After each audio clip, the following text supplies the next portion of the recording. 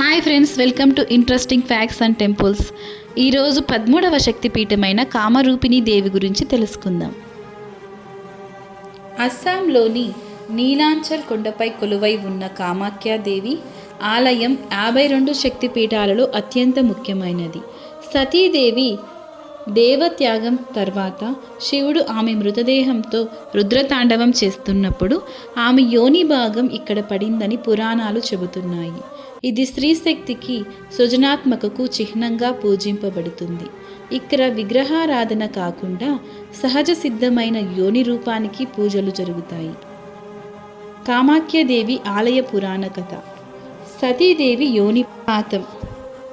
శివుని అవమానించిన దక్షయజ్ఞంలో సతీదేవి తనను తాను అగ్నికి ఆహుతి చేసుకున్న తర్వాత శోక సముద్రంలో ఉన్న శివుడు ఆమె దేహాన్ని భుజాన వేసుకొని విశ్వమంతా సంచరిస్తాడు.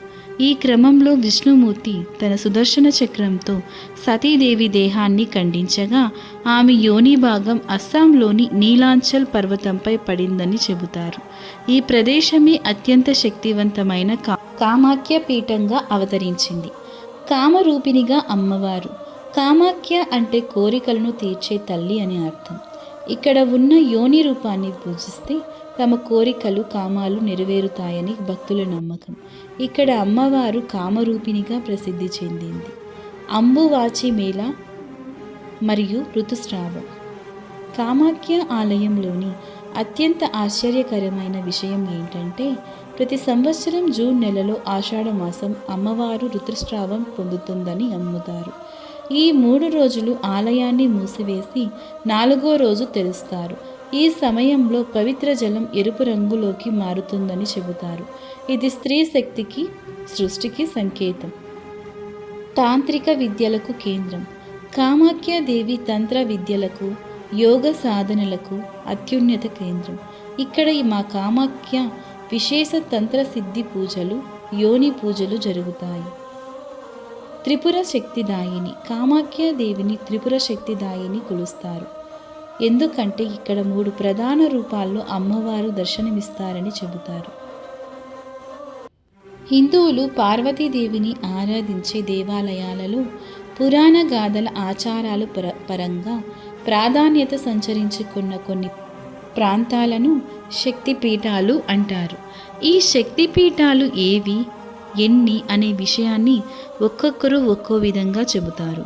కొంతమంది 18 అని, 51 అని, మరి కొందరైతే 52 అని, 108 అని ఎవరికి తోచింది వారు చెబుతారు. అయితే ఎవరెన్ని చెప్పినా 18 ప్రధానమైన శక్తిపీఠాలను అష్టాదశ శక్తిపీఠాలు అంటారన్నది సత్యం. శివుని అర్ధాంగి సతీదేవి శరీర భాగాలు పడిన 101 ప్రదేశాలలో 51 క్షేత్రాలు ముఖ్యమైనవి. వాటిలోనూ అతి ముఖ్యమైన శరీర భాగాలు పడినవి 18 ప్రదేశాలు. వాటిని అష్టాదశ శక్తిపీఠాలుగా గుర్తించి నేడు పూజిస్తున్నాం. అందులో ఒకటేమో పాక్ ఆక్రమిత కాశ్మీర్లో ప్రస్తుతం గుడి ధ్వంసమైంది. మరొకటేమో శ్రీలంకలో ఉండగా మిగతా 16 శక్తిపీఠాలు మన ఇండియాలోనూ ఉన్నాయి. వాటిలో అతి ముఖ్యమైనదే యోని శ్రావిత జలాన్ని తీర్థంగా సేవించే శక్తిపీఠం. శక్తి స్వరూపిణి వెలసిన అత్యంత శక్తివంతమైన క్షేత్రం కామాఖ్యాదేవి మందిరం. సుప్రసిద్ధమైన అష్టాదశ శక్తిపీఠాల్లో అత్యంత శక్తివంతమైనది కామాఖ్యాదేవి క్షేత్రం ఒకటి అస్సాంలోని బ్రహ్మపుత్ర నది ఒడ్డున గౌహతికి సమీపంలో ఉంది. ఈ క్షేత్రం ఇక్కడ వెలసిన దేవిని కామాఖ్య అని, కామరూపిణి అని పిలుస్తారు. సామాన్యంగా కామం అంటే శారీరక చిత్త చాంచల్యంగా భావిస్తారు. కానీ అసలు కామమన్నా, కామరూపిణి అన్న అనుకున్న రూపాన్ని అనుకున్న క్షణంలో మార్చుకోగలడం అని అర్థం. అలా చేయగలిగిన శక్తిమంతురాలు కాబట్టే కామరూపిణి ఆ దేవత అయ్యింది. కామాఖ్యాదేవి అనేక రూపాలు ధరించి భక్తులకు చేరువై వారి వారి కోరికలను తీర్చే కల్పవల్లిగా ప్రసిద్ధి చెందింది. కామాఖ్యాదేవిని త్రిపుర శక్తిదాయినిగా కొలుచుకుంటారు. ఇక్కడ 3 ప్రధాన రూపాల్లో ఈ తల్లి ఇక్కడ దర్శనమిస్తుంది. అరాచకవాదులను అంతం చేసేందుకు త్రిపుర భైరవిగా రూపం ధరిస్తుంది. ఈ రూపం చాలా భయంకరంగా ఉంటుంది. ఆనందంగా ఉన్నప్పుడు సింహవాహిని అయి దర్శనమిస్తుంది. పరమేశ్వరునిపై అనురాగంతో ఉన్నప్పుడు త్రిపుర సుందరిగా మారుతుంది. ఈ 3 రూపాలను ప్రజలు భక్తిభావంతో సందర్శించి జన్మధన్యమైనట్లు భావిస్తుంటారు. ఆలయానికి వచ్చిన భక్తులకు ముందుగా స్వాగత ద్వారం ఎదురవుతుంది. స్వాగత ద్వారం కూడా ఎంతో ఆకర్షణీయంగా చక్కగా చెక్కిన శిల్పాలతో చూడముచ్చటగా కనిపిస్తూ భక్తులను అమ్మవారి దర్శనానికి రమ్మన్నట్టు ఆహ్వానిస్తున్నట్టుంటుంది. స్వాగత ద్వారాన్ని దాటుకుని ముందుకు వెడితే అక్కడ స్తూపాకారంలో ఉన్న గోపురాలతో ఆలయం దర్శనమిస్తుంది. ఆలయం గోపురాదులు లోపలి శిల్ప సంపద అలనాటి సౌందర్యాన్ని చవి చూపిస్తుంటాయి. కనిపించే వాటిలో పెద్దగా ఉన్న గోపురం కలిగిన మందిరంలోనే కామాఖ్యాదేవి కొలువుదీరి ఉంది. ఈ ప్రధాన గోపురంపై ఉన్న శిఖరంపై బంగారు కలశం స్థాపితమై ఉంది. అలాగే మిగిలిన గోపుర శిఖరాలపై త్రిశూలాలు స్థాపితమై ఉన్నాయి. ప్రధాన గోపురంపై అసంఖ్యాక రీతిలో పావురాళ్ళు వాలి ఉంటాయి. ఇక్కడ విచిత్రం ఏమిటంటే అమ్మవారు విగ్రహ రూపంలో దర్శనమివ్వరు. అయినా భక్తులు చాలా దూరం నుంచి అమ్మవారి ఆశీస్సుల కోసం వస్తుంటారు. అందుకో పురాణ కథ ఉంది. దక్ష ప్రజాపతి యజ్ఞం చేస్తూ పరమేశ్వరుడిని పిలువరు. అయినా దక్ష ప్రజాపతి కుమార్తె అయిన సచీదేవి ఆ కార్యానికి వెళ్ళి అవమానించబడుతుంది. దీంతో వెంటనే ఆమె ప్రాణత్యాగం చేస్తుంది. దీన్ని భరించలేని పరమేశ్వరుడు అగ్రహోదగ్రుడై వీరభద్రుని సృష్టించి యజ్ఞాన్ని భగ్నం చెయ్యమని పంపిస్తాడు. అంతేకాకుండా ముల్లోకాలు భయపడేలా శివతాండవం చేస్తాడు. దీన్ని చూసి దేవతలే భయపడతారు. తనలో అర్ధభాగమైన భార్య తనను విడిచి ఎక్కడికి పోలేదని తెలిసిన పరమేశ్వరుడు సాధారణ మానవులే లోకాన్ని పట్టించుకోకుండా విరాగిలా మారుతాడు. భార్య తన మృతదేహాన్ని భుజంపై వేసుకుని పిచ్చిగా తిరుగుతుంటాడు. అప్పుడు శ్రీ మహావిష్ణువు సుదర్శనంతో ఖండిస్తాడు. అలా ఖండించినప్పుడు ఆ ముక్కలను చెల్లాచెదురై వివిధ ప్రాంతాల్లో పడతాయి. అవే శక్తి పీఠాలని అంటారు. ఈ రాతి యోనిలోనే కామాఖ్యాదేవి నివాసం ఉంటుందని అంటారు. ఈ శిలారూపంపై తెల్లని వస్త్రం కప్పి ఉంటుంది. ఇక్కడ విశేషం ఏమిటంటే మానవ స్త్రీలు మాదిరిగానే కామాఖ్యాదేవికి నెలలో 3 రోజులు ఋతుస్రావం తంతు ఉంటుంది.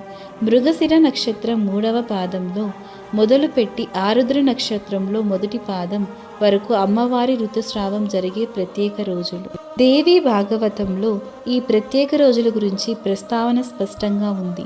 ఈ రోజుల్లో యోనిశిల నుండి ఎర్రని స్రావం వెలువడుతుంది. ఈ ఎర్రని స్రావం శక్తిపీఠం ముందున్న సౌభాగ్య కుండలంలోని నీరుగా చెబుతారు. ఈ ప్రత్యేకమైన 3 రోజులు ఆలయం మూసి ఉంచుతారు. ఈ సమయంలో అక్కడికి వెళ్ళడానికి చాలామంది భయపడతారు. 4వ రోజు పెద్ద ఎత్తులో ఉత్సవం నిర్వహించి గుడి తలుపులు తెరుస్తారు. అంతకు ముందు చాలామంది భక్తులు అమ్మవారి శిలపై ఉంచమని వస్త్రాలను సమర్పిస్తారు. ఆ వస్త్రాలను అర్చకులు పార్వతీ కుండలంలో ఉతికి ఆరబెట్టిన వాటిని వేలం పద్ధతిలో విక్రయిస్తారు. ఆ వస్త్రాలు కొనుగోలు చేసేందుకు భక్తులు పోటీ పడతారు. ఇది దగ్గర ఉంటే వారికి ఋతుస్రావ దోషాలు రజస్వల అయిన సందర్భంలోని దోషాలు లేవి అంటవని భక్తుల విశ్వాసం. అమ్మవారి ఆలయ శక్తిపీఠం ముందే ఒక పుష్కరిణి కనిపిస్తుంది. ఇది ఎంతో శక్తివంతమైనది. దీన్ని ఇంద్రాది దేవతలు నిర్మించారంటారు. ఈ గుండానికి ప్రదక్షిణం చేస్తే భూ ప్రదక్షిణ చేసినంత ఫలితం వస్తుందట భక్తుల భావన. ఇందులో నీరు ఎరుపు రంగులో ఉంటుంది. దీన్ని సౌభాగ్యం కుండం, పాతక వినాశ కుండం అని పిలుస్తారు. అమ్మవారి యోనిస్రావిత పవిత్ర జలాలతో పునీతమైన ఈ కుండంలో స్నానం చేస్తే ఎంతటి మహాపాతకమైన నశిస్తుందని, బ్రహ్మహత్య పాతకమైన నివారణమవుతుందని విశ్వాసం. దేవాలయానికి కొద్దిగా వెనుక భాగంలో మరో కుండం ఉంది. ఇది పార్వతీ కుండం. ముందు కుండంలో స్నానం చేసిన భక్తులంతా ఈ పార్వతీ కుండంలో కూడా స్నానం చేసి దర్శనానికి వెళతారు. అంటే సౌభాగ్య కుండంలో స్నానం చేసిన భక్తులు ఆలయంలోని యోని శిలారూపాన్ని తాకి నమస్కరించుకుంటారు. అక్కడి యోని స్రావిత జలాన్ని తీర్థంగా సేవిస్తారు. ఈ కారణంగా ఆలయం వెనుక ఉన్న పార్వతీ కుండంలో మరోసారి తలస్నానం చేసి శుచలవ్వడం మంచిదని ఇక్కడి పూజారులు చెబుతారు. తనను మోహ పరవశుణ్ణి చేసేందుకు వచ్చిన మన్మథుణ్ణి ఈ నీలాచలంపైనే పరమేశ్వరుడు దగ్ధం చేశాడు. అనంతరం రతీదేవి ప్రార్థనను ఆలించి ఆమెకు మాత్రం కనిపించేలా తిరిగి బతికించింది అమ్మ అయ్యలు. కాబట్టి ఈ ప్రాంతం కామరూప ప్రాంతమైంది. ఇక్కడ సకల దేవతలు పర్వత రూపంలో ఉంటూ అమ్మను సేవించుకుంటూ ఉంటారు. ఎందుకంటే ఈ క్షేత్ర అధిష్టాన దేవత నీలపార్వతి. ఈ ఆలయం ఎంతో పురాతనమైనది. 12వ శతాబ్దం వరకు ఈ ప్రాంతాన్ని పాలించిన కామరూపాధిపతి తమ శాసనాల్లో ఆలయం ప్రస్తావన ఎక్కడా తీసుకురానప్పటికీ తరువాత వారి శాసనాల మేరకు కామేశ్వరి మహాగౌరి అమ్మవారు ఇక్కడ ఉన్నట్టు తెలుస్తుంది. 13వ శతాబ్దం మొదట్లో గుత్తాధిపత్యం కోసం రోజుల మధ్య యుద్ధాలు ఎక్కువ జరుగుతుండేవి. ఈ క్రమంలో కూచ్ బిహార్ రాజు విశ్వసింహరాజయ్యాడు. ఒకసారి జరిగిన యుద్ధంలో అయిన వాళ్ళందరినీ కోల్పోయి వారిని విశ్వసింహ్ రాజు నీలాచలంపైకి వస్తాడు. ఇక్కడ అతనికి ఒక వృద్ధురాలు కనిపించి సేద తీరుస్తుంది. ఆ సందర్భంలో అక్కడ కనిపించిన మట్టి దిబ్బ గురించి అవ్వను ప్రశ్నిస్తాడు రాజు. ఇందులోని దేవత చాలా శక్తివంతురాలని, ఏ కోరికనైనా క్షణాల్లో తీరుస్తుందని చెబుతుంది. వెంటనే రాజు తన అనుచరులతో తిరిగి రావాలని కోరుకుంటాడు. వెంటనే వారంతా అతని వద్దకు వస్తారు. రాజు ఎంతో భక్తితో నా రాజ్యంలో కరువు శాంతిస్తే ఇక్కడ బంగారు గుడి కట్టిస్తానని మొక్కుకుంటాడు. అలాగే అతని రాజ్యం సస్యశ్యామలం సుఖవంతమవుతుంది. అప్పుడు రాజు గుడి కట్టించేందుకు మట్టి దిబ్బ తవ్వించగా అక్కడ కామాఖ్యాదేవి రాతిశిల బయటపడుతుంది. ఆ అమ్మకు మట్టి రాయిలో గురువింద ఎత్తులో బంగారాన్ని పెట్టించి తేనెతుట్టు ఆకార గోపురాదాలతో ఆలయాన్ని నిర్మింపజేస్తాడు. ఇక ప్రతి ఆషాఢ మాసంలో 5 రోజుల పాటు అంబుబూచి మేళా జరుగుతుంది. ఈ అంబుబూచి మేళాని కామాఖ్య కుంభమేళగా పిలుస్తారు. ఈ మేళా కని విని రీతిలో జరుగుతుంది. దీని వైభవాన్ని ప్రత్యక్షంగా చూడాలే తప్ప వర్ణించేందుకు భాష చాలదంటే అతిశయోక్తి కాదు.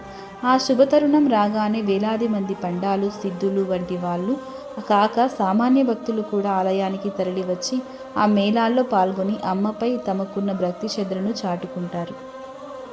ఈ సందర్భంగా వారు చేసే తప్పెట్లు, తాళాలు వాయించుకుంటూ చేసే విన్యాసాలు, అభినయించే నృత్యాలు, ఇంతింత భారున జటలు కట్టిన జుట్టుతో ఉన్న సాధ్వులు పెట్టే అభయమృతలు ఆకర్షణీయంగా ఉంటాయి.